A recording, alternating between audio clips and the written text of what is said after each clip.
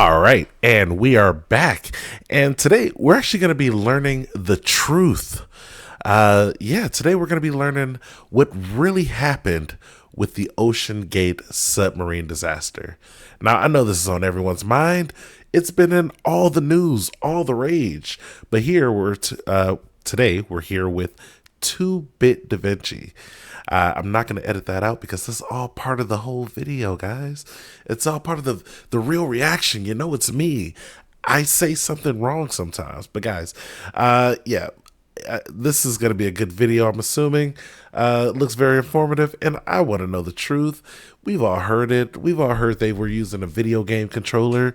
Not even just a regular video game controller, because I'm a gamer myself, but a Logitech video game controller. And if all the gamers out there know what I'm talking about, you already know. Logitech is not a solid controller to use just for playing regular video games, let alone anything where your life is on the line. So, as always, guys, please like, comment, subscribe, because obviously if you don't, you probably already heard this, but you know, they're like right over there. If you do not subscribe, YouTube will come in here and they will. Yeah, with that being said, let's get to it. OceanGate Submarine Disaster. What really happened by Two Bit Da Vinci.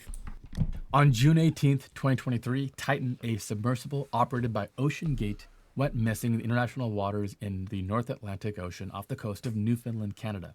The submersible was on a tourist expedition to view the wreckage of the RMS Titanic with 5 individuals on board, including the founder and CEO of OceanGate, Stockton Rush. Due to the estimated 3 days of oxygen supply, there was a huge rescue effort by the U.S. Coast Guard and Canada's Coast Guard, which was unsuccessful until early on June 22nd, when evidence of the wreckage of the vessel started to emerge, leading to the tragic conclusion that the vessel imploded in the ocean depths and there were no survivors. As an engineer, I'm furious about what happened and the different shortcuts that were taken. We'll go through all of that today. So let's try to figure out exactly what happened and what we can learn from this. I'm Ricky, and this is Two. Guys, what do you think happened before the video started? And what do you think we're going to learn from this?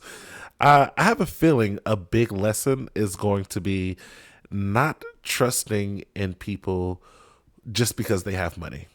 You know, sometimes we have this whole assumption that just because somebody's rich and they already have, you know, a large income, or they already made something successful, that they're going to be successful in every venture. This is a clear case of that is not always true. You know, you're going to fail 1,000 times. And you know what? This is one of his 1,000 failures. It was his last of his 1,000 failures, unfortunately. But yeah, let's get to it and see what this guy says. Two Bit Da Vinci. Let's start with what we know about the company operating the Titan submersible. OceanGate Incorporated is a privately held U.S. company operating out of Everett, Washington, that provides crewed submersibles for tourism industry and research and exploration. The company was founded in 2009 by Stockton Rush and Guillermo Solin. Stockton Rush wanted to be an astronaut, so he got his commercial pilot license. But because of bad eyesight, he could never be a military pilot. So instead, he moved from San Francisco to Seattle to work at McDonnell Douglas. Okay. So guys, the ocean, if you don't know, after you get after a few miles down, is like pitch black. Like sunlight can't even penetrate it. You got to use the high beams and all the stuff. It feels like having good eyesight would be like a thing you should probably have in that situation. Like when it's already like murky and stuff like that, and you're already like I wouldn't do it. You know, I have glasses. I wouldn't even trust myself to do it. You know, so I don't know. Let's see. As a flight test engineer for the F-15 Eagle. After attending the launch of Spaceship One in the Mojave Desert in 2004, he decided he didn't want to go up to space as a tourist. He wanted to be like Captain Kirk on the Enterprise. He wanted to explore and pivoted his pursuit to undersea exploration. He was married to Wendy Rush, a descendant of Isidore and Ida Strauss, 2 people who actually passed away on the sinking of the Titanic, which ties into the story here today. The tragic events happened during a deep-sea tourism expedition to explore the wreckage of the Titanic, put that as coincidence, which sunk in the northern Atlantic in 1912. Before we get into the specifics of this particular tragedy, let's put just how difficult deep-sea exploration is into context. It's easy to Let's be in see. awe of aviation and space exploration because breaking free of gravity and flying through the air seem like such a feat. But in many ways, deep sea craft are the much greater engineering challenge. It all comes down to pressure. We don't think about air pressure because at sea level, it's just 14.7 pounds per square inch. That pressure is the result of the column of air that reaches above us all the way into outer space. All those air molecules above us pushing down result in that pressure. But water is a much more dense fluid than air. So for every 10 meters or 32.8 feet you dive, the pressure increases by 1 atmosphere or 14.7 psi. The Titanic is sitting on the ocean floor at about 12,500 feet below sea level. Dang. The two broken parts of the ship, the bow and the stern, are more than 2,600 feet apart and surrounded by debris after over 100 years of being in the bottom of the ocean. The wreckage is 400 miles off the coast of Newfoundland in Canada. You can see here. Let's put this depth into perspective. Imagine laying on your back with a 1 foot by 1 foot board, okay? And how much weight you would feel on that board. At 100 meters, the size of a soccer or football field, we have the pressure of 10 atmospheres or 145 psi, which means on that 1 by 1 foot board, we would feel the weight of 20,880 pounds. That is All right, I think I'm dead 4.7 already. Tesla Model I mean, Y. I might survive, At but most of y'all are 381 dead. meters, 1,250 feet, we have the height of the Empire State Building in New York City.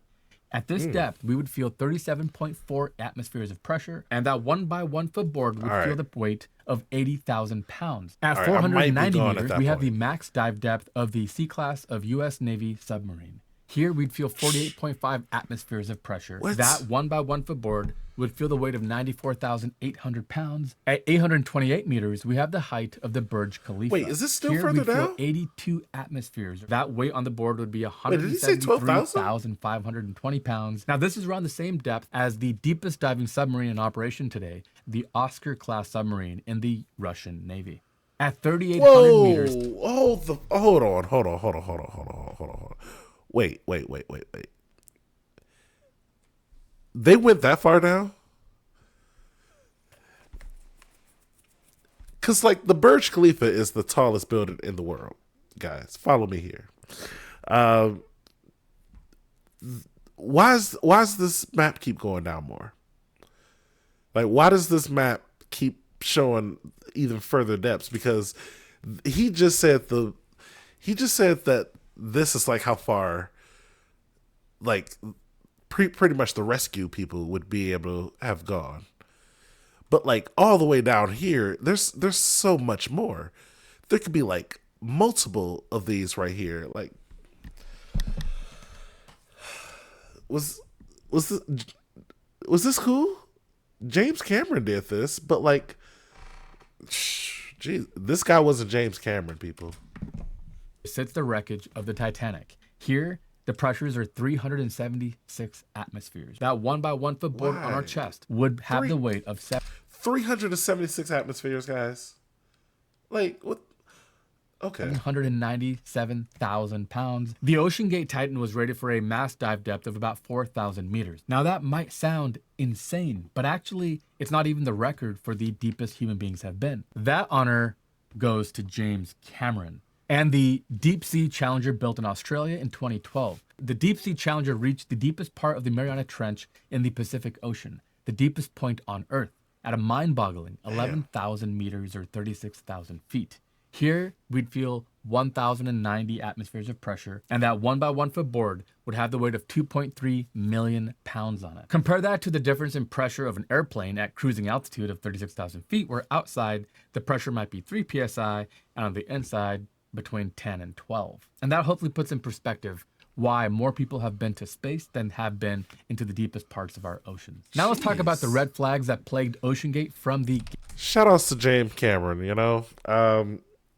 I might watch that new Avatar movie soon. I mean, I tried to watch it the other day, but, you know, things happen. So maybe I'll try to watch it and maybe even add it to the channel. Who knows? I don't know. I'm not going to guarantee that, but it may happen, guys. You never know. Get-go. By the way, OceanGate just sounds like a walking scandal ready to happen. First, the design limitations of the Titan require that the hatch be bolted down by 17 to 18 bolts from the outside. This means there's no way for the passengers inside to open the hatch. They'd have to rely on ground crews to open it. Now, this is understandable because of these deep sea vessels have to be incredibly tight. They have to be very strong. The water seals have to hold, and that's all complicated. But I think this shows you why it's really important to have backup systems and have some sort of an explosive detonation cord you can pull to blow the hatch in the event that the craft surfaced and no one found it. And that was actually one of the fears would have been early a good on, is that idea. the vessel could actually surface and be at the surface somewhere along the Atlantic unfound and still die from suffocating because they couldn't open the hatch and the air could run out. The Titan also didn't have GPS or other navigational instruments on board. And it didn't have a locator beacon either, like a black box on an aircraft. Why? Most subs use GPS for near-surface navigation, which doesn't work in deeper waters. In deeper waters, they use dead reckoning course information obtained by the ship's gyro compass, measured speed, and estimates of local ocean currents. They also rely on inertial navigation systems, which is an estimated position source utilizing acceleration, deceleration, pitch, and roll from the computers that transmit this data. The Titan, in contrast, appeared to rely only on data provided by the surface support vessel. In 2019, OceanGate published a blog post explaining why the Titan was not certified by any ship authority, which is a huge red flag. OceanGate that's kinda stated, bad. the vast majority of marine and aviation accidents are actually the result of operator error, not mechanical failure, and argued that classification focused solely on the physical state of the vessel and not the corporate actions, which are characterized as a constant committed effort and a focused corporate culture of maintaining high-level operational safety. Guys, that's BS. That's the biggest crock of BS I've ever read. Because okay, he's saying, did you know most accidents are because of people and not because of the actual mechanical failures? So we don't even have to check for mechanical failures because we already know that that's good. So we're just going to be checking our people. But here's the thing here. Checking those mechanical failures would still be a good thing even if you did the extra effort of making sure the people were like good. You know, make sure you get the best available people, but still do the extra effort of like doing this. That way, just in case, you'll still be like alive, you know, because you'll have the expert people in their hands, but you'll also have the safety and recognition of knowing, hey, there was a whole, what do they call that? The, the whole organization, whatever they're called, they're going to be making sure this is certified and it's good to go. You know, they're going to be giving their A-OK, and then we got our expert guys right there to just make sure it all goes smooth. That sounds like absolute bullshit to me. I'm sorry. Thank you. Journalist David Progue, who rode on the Titan to view the Titanic in 2022, noted during his expedition, the surface support vessel lost track of the Titan for about 4 to 5 hours and mentioned that adding a locator beacon was actually discussed during this event. They could still send short text to the sub, but they had no idea where it was. It was quiet and very tense, he says, and they shut off the ship's internet to keep us from tweeting.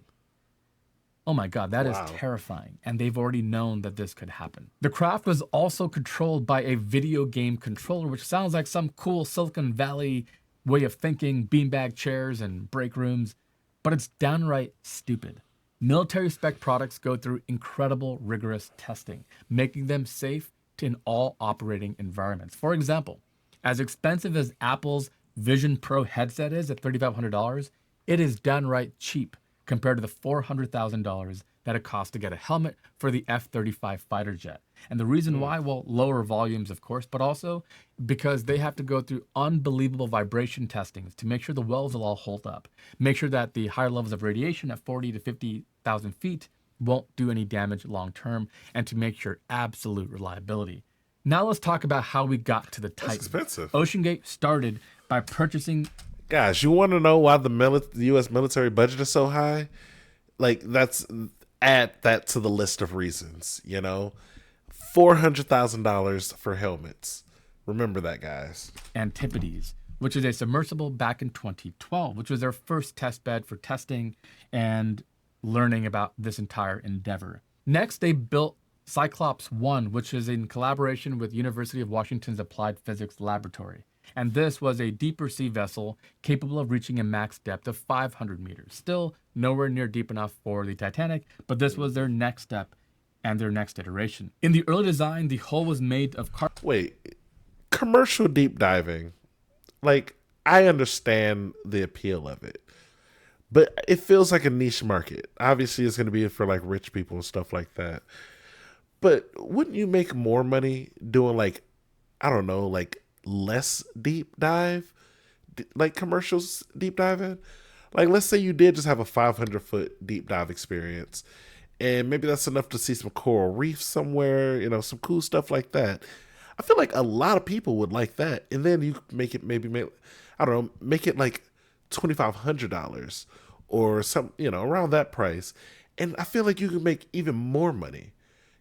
Obviously he made a quick meal, or I don't know. I don't know how long. This seems like it was an operation for a long time, but he made $1 million off this his dying venture, you know. But like you could have made millions and millions just by being in, I don't know, put this in Florida and just like let people go off to the coast, and you can even not even be super far deep down. I don't know. Maybe they already have that. Maybe I'm already talking about a market that's already in existence, but just an idea because it doesn't seem like this was ready for what it did. Carbon fiber, and the whole submersible would dive vertically with pivoting seats to ensure the passengers remained upright. Now, it was said that Boeing worked with OceanGate and the University of Washington on their initial design analysis, but we'll get back to that in a second because there's a little bit more to that story. Finally, they would arrive at the Titan, their final product that would actually be rated for 4,000 meters. One of the key takeaways about the Titan is that this is a carbon fiber and titanium hulled submersible. Now, this is really exotic in the world of materials. We've been using high-strength steel and aluminum for a long time, and we have engineering data on how they fail and what to look for and test methodologies. But carbon fiber is still quite exotic. In fact, any car you've ever driven probably doesn't have much carbon fiber in it. The only exceptions are really, really high-end supercars, or even in the case of aviation, more recently, with the Boeing Dreamliner. But before that, we've always used aluminum and titanium and other materials like that. So just generally, there's less known about it, and it's also really difficult to make sure that you get it right. OceanGate signed a contract with Spencer Composites in January 2017 for the carbon composite cylinder. This was the same company that built the composite pressure hull for the single-person deep flight Challenger for Steve Fossett. After Fossett passed away, Deep Flight Challenger was acquired by Richard Branson's Virgin Oceanic, which had announced plans to conduct a series of 5 dives to the... This guy is always in the middle of something. Like, he's always doing something. I remember when I was young, he had like this whole, obviously he made the Virgin, the cell phone thing, Virgin Wireless. That was pretty cool. I remember that was like the first actual cell phone I had purchased for myself was a Virgin Wireless phone. He had the planes. Then he had like the it was like the aerospace stuff. Like he was going into space. He's deep diving. Like this guy does it all.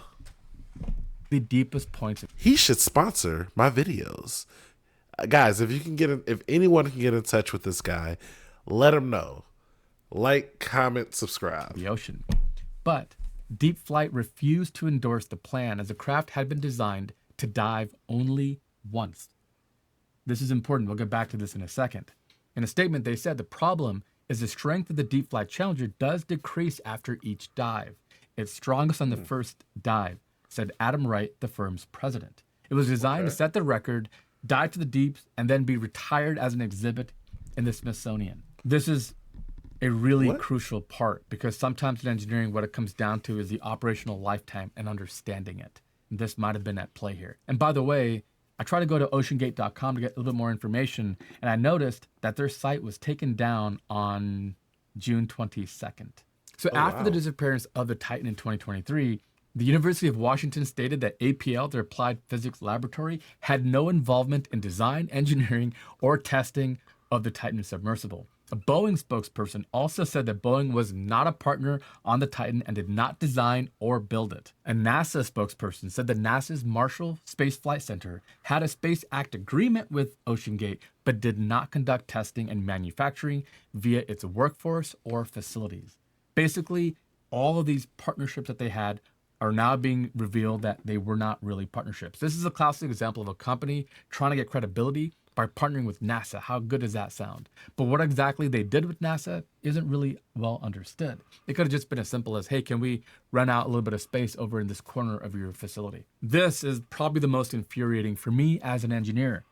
David Lockridge, the OceanGate Director of Marine Operations, filed a quality control report in January 2018, stating that no non-destructive testing, or NDI, of the carbon fiber hull had taken place to check for voids or delaminations in the carbon fiber layup. All right, so y'all really didn't even test this. You didn't even do like a pressure test to make sure it could withstand, I don't know, 2 atmospheric pressures or, 5. Let alone, what did they say, like 370 something? Like, geez. Could compromise the hull's strength. NDI, non-destructive investigation, NDT, non-destructive testing, is a way of checking something to make sure that it's safe without actually breaking it apart. Because the best way to check if something is safe is to cut it in half, break it, and go, yep, it's safe.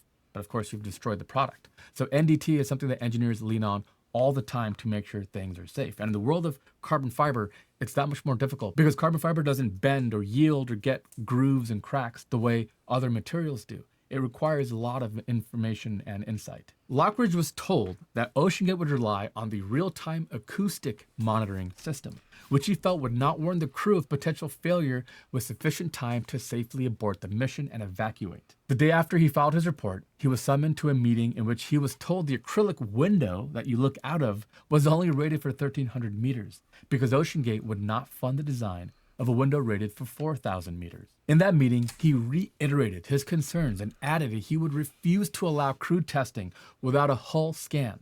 Lockridge was dismissed from his position as a result. OceanGate filed a lawsuit against Lockridge that June, accusing him of improperly sharing proprietary trade secrets and fraudulently manufacturing a reason to get rid of him. This suit was settled in November 2018. I'm sure it was all sealed off. Wow, guys. So the one guy who was like, this actually needs to be tested more, and what we have is not going to work for what you're trying to do. And they were like, that's cool, but you're fired. And he just went out, told the public what happened, and then they sued him. Like, part of me as a business, you got to understand why they sued him. But also, you got to understand, like, his part of it, too. Like, at this point, he probably brought it out to the public as, like, a real warning to the company itself. Like, guys, I don't work for you no more, but I don't want you to be dead. So I'm going to put this out as a way of saying, you should at least do this. Yeah, you can sue me all you want, but also you should do this. I mean, I get it. I'm doing, letting out trade secrets, but realistically, how big is this trade? Are people being like, oh man, we got to steal the secrets from this OceanGate company? They're just like, they're gonna reinvent submarines here. Like, I'm pretty sure some other people were doing pretty good at submarines before OceanGate came along. Often we'll never know exactly what was agreed upon, but that is absolutely terrifying. During a human-piloted descent on December 10th, 2018, Stockton Rush used the vertical thrusters to overcome unexpected positive buoyancy when descending past 10,000 feet. These submersibles are like a balloon with air inside, right? So it's hard for them to dive. And so they have different ways and ballast systems to be able to accomplish that. But for whatever reason, around 10,000 feet, he had to use vertical thrusters to continue his descent. And when this happened, it caused interference with the communication systems. Between spinning propellers, the disturbance in the wake of the water coming off those propellers and everything else, they lost contact for 1 hour. Now, Rush was thrilled to call himself the second person to solo dive to 13,000 feet after James Cameron. But if that was me, I would be terrified. I would come back and figure out what on earth happened with the comms and what can we do? Can we change the frequency? Can we have a backup system? Can we have a tether? Whatever has to happen to never let that happen again. And we know it happened again because of that report from the reporter. After these tests were completed in January 2020, the hull of the Titan began showing signs of cyclical fatigue, and the craft was derated to 3,000 meters. Now, the hull was repaired and again rated again for 4,000 meters of diving depth. But by who? And was everything done properly? Oh, It's yeah. impossible. Oh, yeah. We forgot about that. He doesn't actually let anyone who's certified to rate it come in there to make sure it's approved. So when they say that it's approved for 4,000 feet, it's really just someone who already works for him being like, yeah, we think it's approved for 4,000 feet. And then they say, yeah, it's approved for 4,000 feet. So realistically, we don't even know if this is approved for 500 feet, let alone 4,000 feet. But yeah.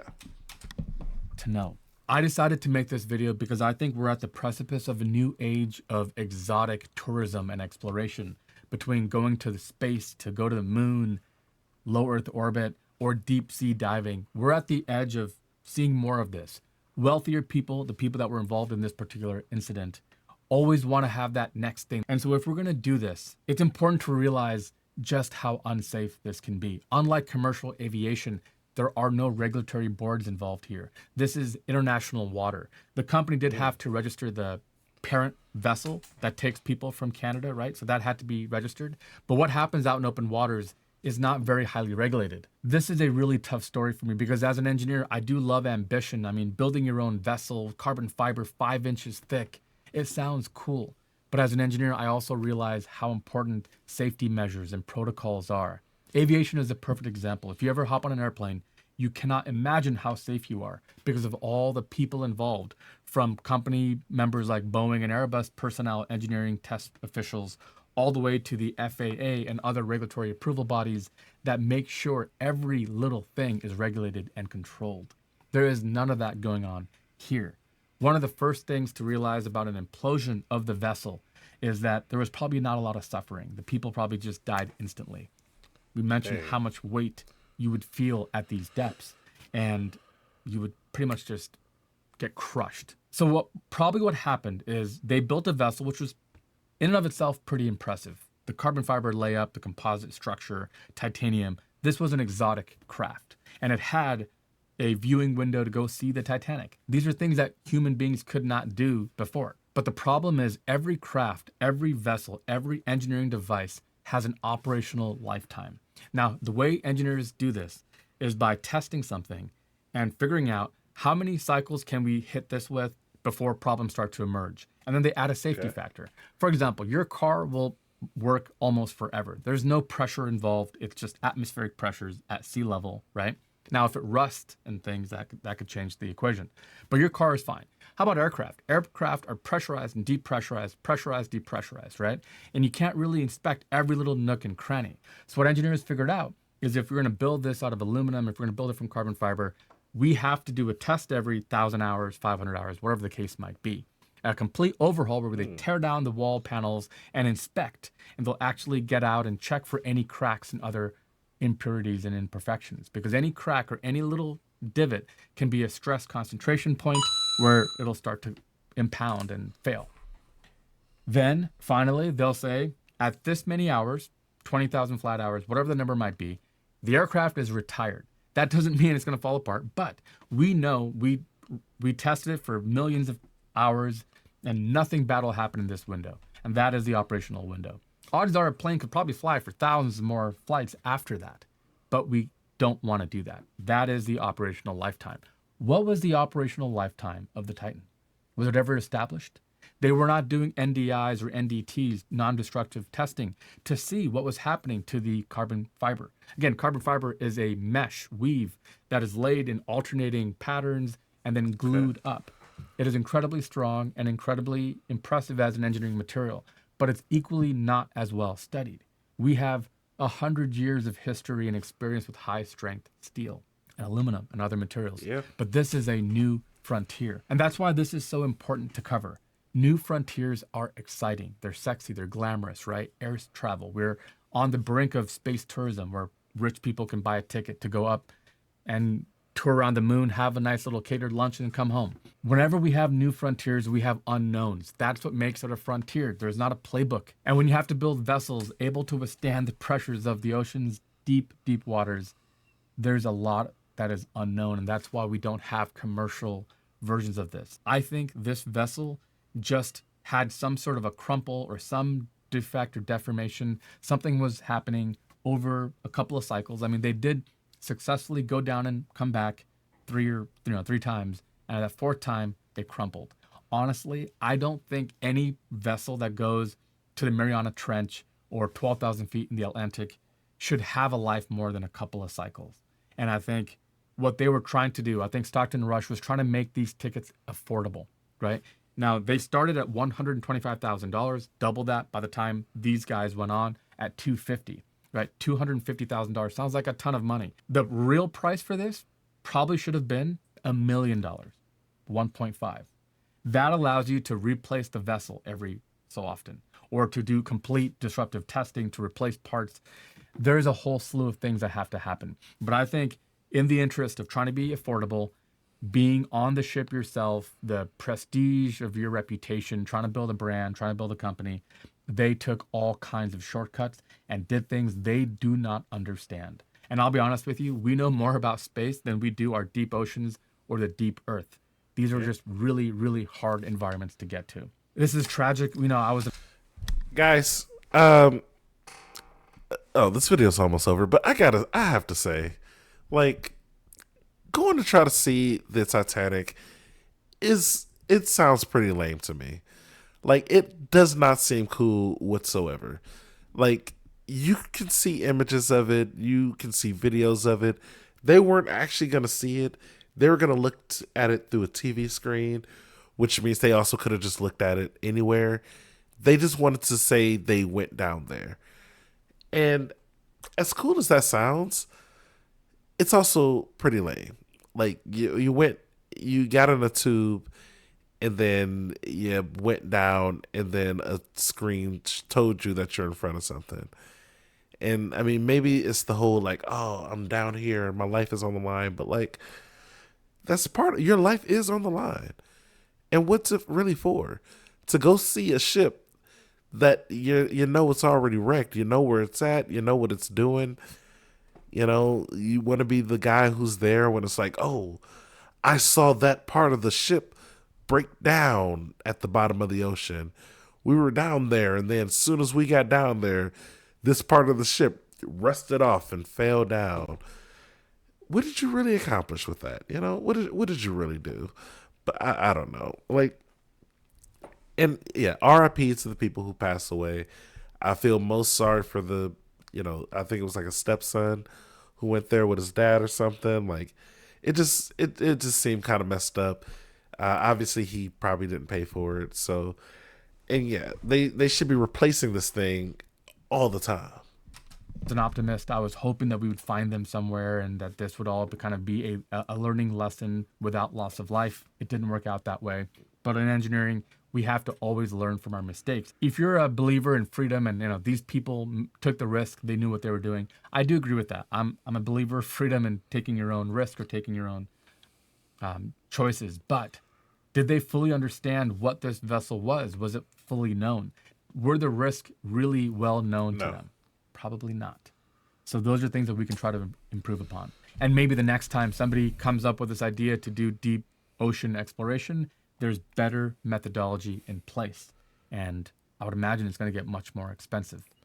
All right, that is a look. If you thought this story was crazy, check out this one next. Until next.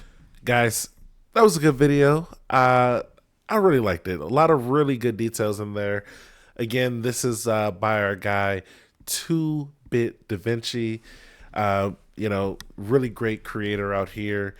That was a really good detailed explanation of what happened.